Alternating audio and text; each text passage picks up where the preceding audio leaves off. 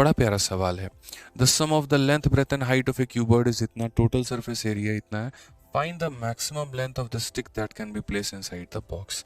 यानी इस बार इस सवाल में मेरे भाई डायरेक्ट डायगोनल जैसे शब्द का इस्तेमाल नहीं किया गया है, लेकिन कहीं ना कहीं मेरे भाई वही बात बोली गई है कि एक कमरे की लंबाई, चौड़ाई और ऊंचाई तीनों का जो योग है वो 14 है।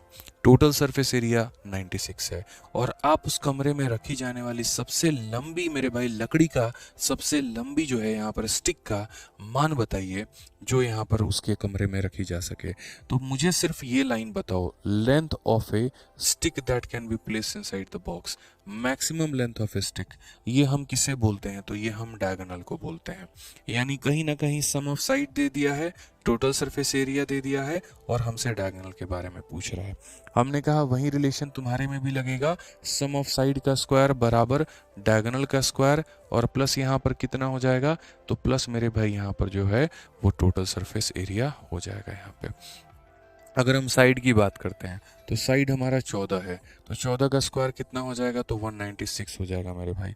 डायगोनल की बात करते हैं, डायगोनल ही तो पता करना है, तो डायगोनल का स्क्वायर इतना, टोटल सरफेस एरिया कितना है? तो 96 है। आप यहाँ पर देखो 196 में से इसको घटा लो तो मेरे भाई 100 हो जाएगा।